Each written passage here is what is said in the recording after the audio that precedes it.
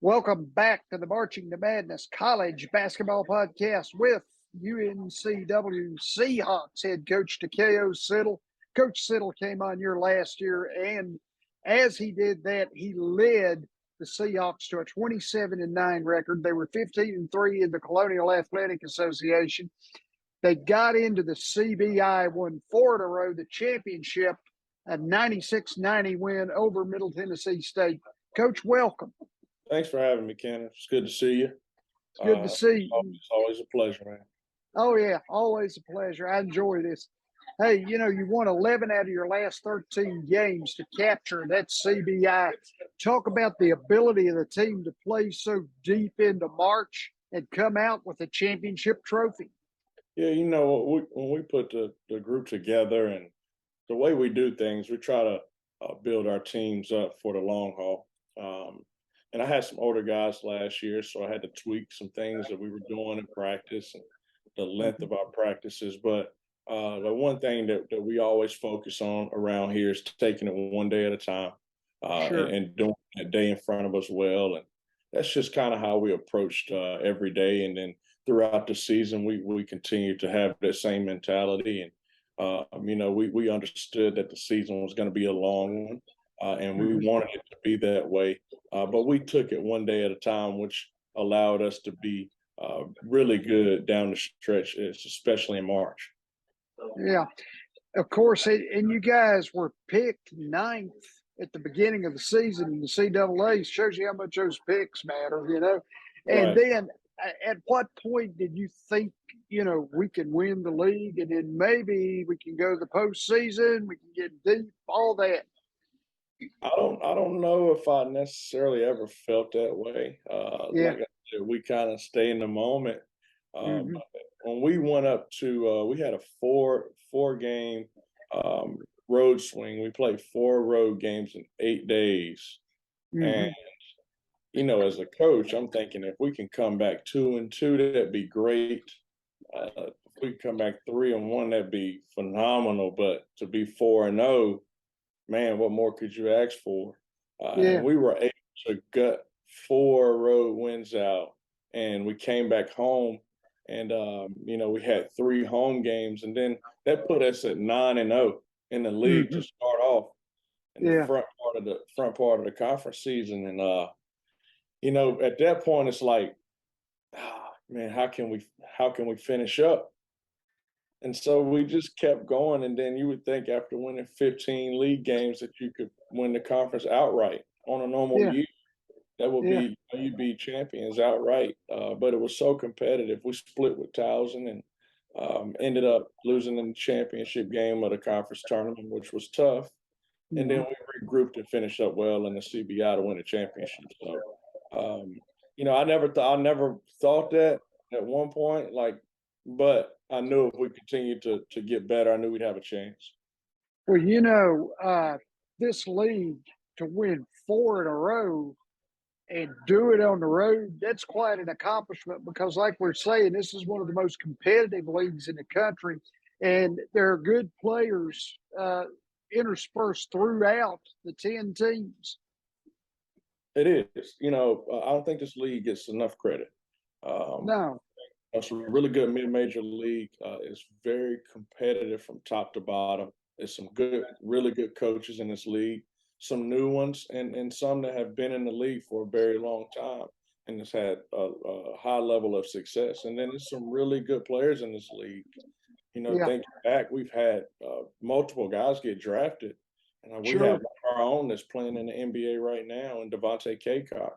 I was able to coach for a couple of years, but this league has some really good coaches and really good players, and it's going to be another tough and competitive year. Yeah, now you've got Sykeem Phillips returning as your leading returning scorer at 11.3 points per game last year. How will his responsibilities maybe change? With Sykeem, you kind of like, as a coach, you want players like him that you really don't have to. You just kind of let him play, and obviously hold him accountable, but you let him play because he's going to play the right way. He's going to do the right things to prepare himself to play the right way. And then off the court, he's, one of the best kids I've ever been around. So For him, with us, we've challenged him to be more of continue to score because that's who he is, but Mm-hmm. play make as well. Just make the play that's presented to him. He's taken a huge leap in that part of his game, and he'll be one of our top guys, and somebody that we count on to be a leader on this team. Sure. And then there's Trezarian White. He averaged 22.3 minutes, shot 54.1% from the inside. Plus, he was your second leading rebounder.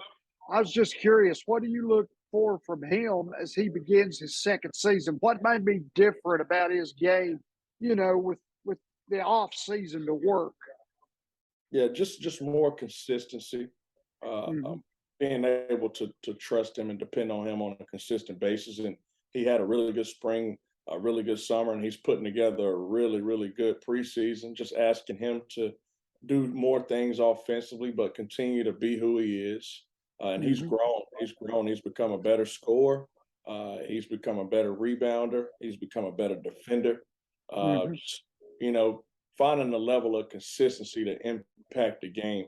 And I think he's taking the proper steps to be able to do that. Yeah, let me ask you about consistency. Is that kind of bred with improving confidence? It is. It is. It's Mhm.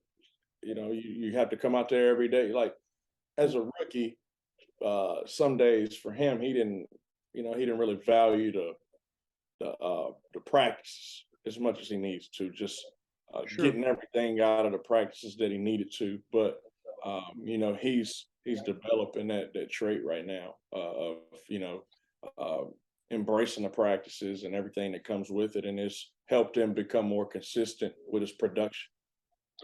Coach, you got two guys that were role players last year in Jamari Harvey and Amari Kelly.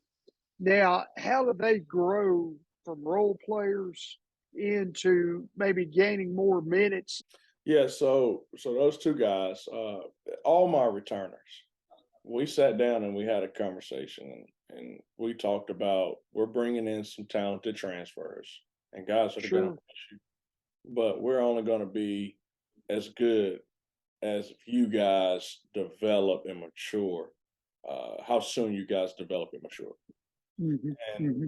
Amari Harvey has matured.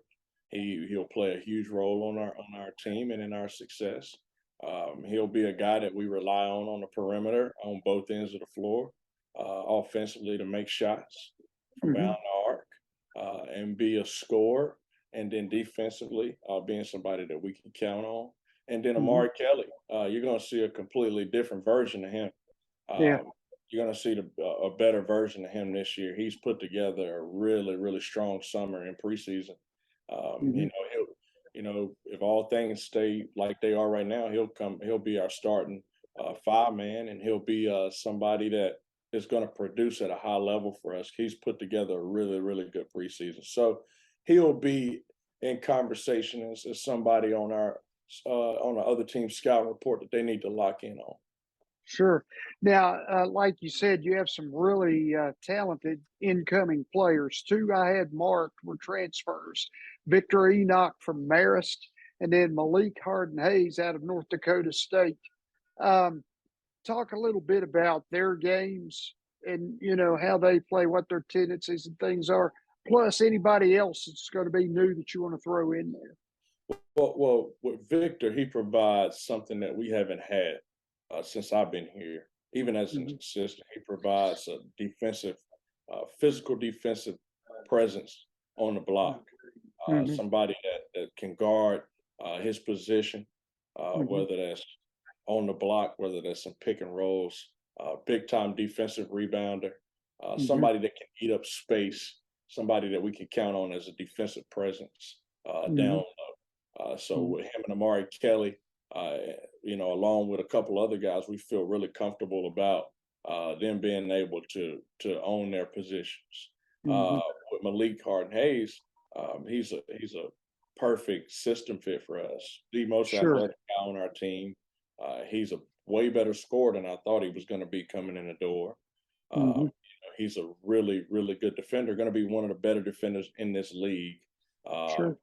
Um, shooting the ball at a high clip right now. He is a talented young man that'll do a lot of different things and play a lot of different positions for us. Mm-hmm. And then you talk about Donovan Newby, who's pushing to be our, a starter at, one of our guard positions. Sure. Kid that transferred in from Milwaukee. He had a really good season up there, and when we took him, we knew we were getting a rock solid guy at the guard position, somebody who Mm-hmm. can make shots from the perimeter, somebody who can run our offense, somebody who can share the basketball, and a really solid defender and team leader. And Mm-hmm. then Nick Farrar, the kid that we have transferred from College of Charleston, one of the best Mm-hmm. scorers that I've ever seen. Sure. Can really, really score the basketball, and he'll play a couple different positions. Can play inside out. Eric Van der Heijden from Ole Miss. Yeah. If he continues to build his mentality up, will be one of the elite shooters in this league and in the country. Sure. He'll play a few positions for us too. And then our freshman class, we brought in 2 rookies that we feel really good about. Mm-hmm. And it's going to be hard to keep those guys off the court. So we have a talented roster. It's just all have to come together. Sure. Hey, I have a question about recruiting the transfer portal. How do you game plan out of the transfer portal to find players? Well, it just kind of depends on what you lose. Mm-hmm. And then we're very patient. We didn't finish Yeah. our roster up until probably a few weeks before summer school started, summer 1. So we were really patient. And we Sure. got lucky with last year's group, with the transfers that we brought in and the guys that we had on our roster. We had high character young men, guys Mm-hmm. that were really good people and that were Mm-hmm. about the right thing. So that was the first thing. Obviously, the talent had to be there, but just Mm-hmm. bringing in guys with high character that we could trust and that Yeah. loved the uh, and that's just kind of how we started. And then Mm-hmm. we had conversations with people in their circles and started to feel really good about them, and decided to make it happen. Hey, Coach, you mentioned Devontae Kaycock, and I remember him well, obviously. I was just curious about how you assess his NBA career up till now. Yeah, I think he's really he's learning the NBA game. Mm-hmm. At the Mm-hmm. same time, he's developing his skill set. Uh, you know, Here in college, he was a defensive guy. He was a rebounder. He was a lob finisher, dump off guy, Sure. uh, shot blocker. In the NBA, he has to continue to be that, which hasn't got his foot in the door and has intrigued a lot of organizations. Sure. But can he be that NBA prototypical 5-man that can play on the perimeter, that can make threes, that can Mm-hmm. handle the ball and do some different things. So he's still developing that, which is I think is kind of holding him back from getting that big contract and sticking with one certain team. But I think he's done a really good job so far. He's been productive, and I think his better days are ahead of him. Last thing, Coach. We talked earlier about the CAA, and I agree with you. It's underrated nationally, with as many excellent coaches and as many good players as it has yearly. So, with lots of different philosophies and ways to play the game, how do you feel the best way to accrue success in a conference like this? How is the best way to do that? That's a tough question. I think for us, it's focusing on us Mm-hmm. and not worrying about what the other team is doing as much as are we being the best version of ourselves on both ends of the floor? Are we working every single day to become even a better version of ourselves on both ends of the floor? Mm-hmm. And that's just kind of what we focus on, Mm-hmm. just us and getting better every single day and Sure. just embracing our process and doing our process well. And I think that's the only way you can really have success in any league, in my opinion, is trying to become the best version of yourself on a daily basis and punching the clock to do that.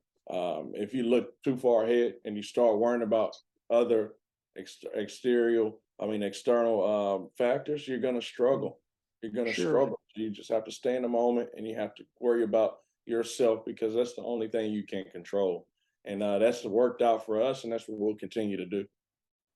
Coach Takayo Siddle, ladies and gentlemen, the UNCW Seahawks, my good friend. Hey, Coach, I really enjoyed talking game philosophy and team philosophy with you. I hope we can do this at some point again during the season, and I hope I can see you guys play at some point this season. Kenneth, I appreciate you. If I can ever help, you know how to get in touch with me, and I really enjoy talking to you. Oh, I enjoyed talking to you too. Thanks a lot, Coach.